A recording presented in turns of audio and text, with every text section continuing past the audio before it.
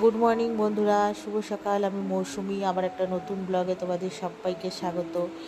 তো জানো তো আজকে হচ্ছে মানে মার্চের 3 তারিখ। তো মেয়ের এক্সাম শুরু হয়েছে 28শে ফেব্রুয়ারি থেকে। তো গ্যাপ দিয়ে পরীক্ষা। তো আগের দিন রাত্রেবেলা না হাজব্যান্ড হচ্ছে অফিসের কাজের জন্য বাইরে গিয়েছিল, রাতে আর ফিরেনি, বলেই গেছে আসবে না, সোমবার একবারে ডিউটি করে ফিরবে।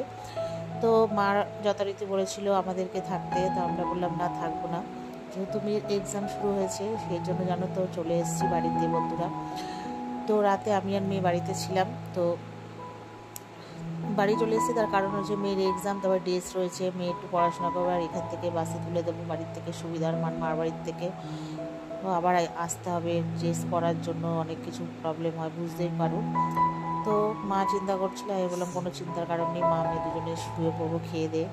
তো মার বাড়ি থেকে খাওয়া দাওয়া করে ভাই এসে দিয়ে গেছে, তো আমরা ছিলাম। তো সকালে ঘুম থেকে উঠে সমস্ত কাজকর্ম করে মেয়েকে স্নান টান করিয়ে নিজে স্নান করে রেডি হয়ে এক্সাম দিতে মেয়েকে দিতে গেছিলাম, মানে স্কুলের বাসে। তো তার জন্য মেয়েকে করে দিয়েছিলাম ডালিয়া। তো একটু চা খেয়ে ডালিয়া করে দিলাম। আমরা দুজনেই খেয়ে মেয়েকে, মানে মেয়ে খেয়ে আর টিফিনে ডালিয়াও দিয়ে দিয়েছি।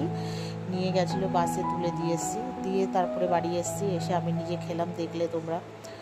তো খাওয়া দাওয়া করে আমার যেহেতু সব কাজকর্ম হয়ে গেছিলো, তো তোমরা তো দেখতেই পেলে। তারপরে চলে গেছিলাম মার বাড়িতে।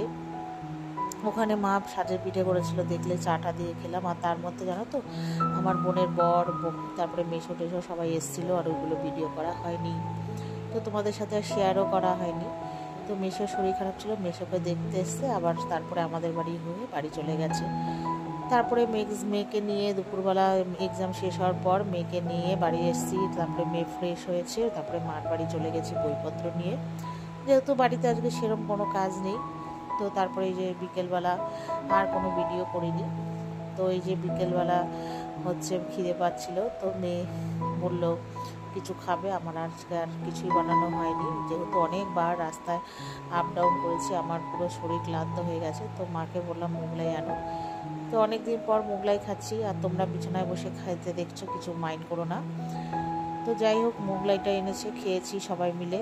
তারপরে খাওয়া দাওয়ার পরে গল্প গুজব করলাম। তারপরে এই যে এখানে হলো বিরিয়ানির প্রস্তুতি, যেহেতু আগের দিন আমরা বিরিয়ানি খেয়েছি, হাজব্যান্ড আসেনি, তো হাজব্যান্ডের জন্য মাংস তুলে রাখা হয়েছিল। তো রাতে আজকে বিরিয়ানি করছি, আমরা খেয়েছি, ও না খেলে হয়। তো মাকে বললাম, তো সবাই আবার বিরিয়ানি খাবে বলেছে।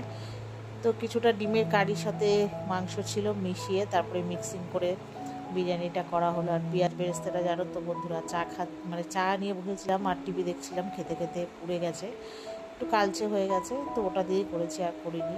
তো চলো আজকের ভিডিওটা এই পর্যন্ত, ভালো লাগলে লাইক শেয়ার করো, টাটা।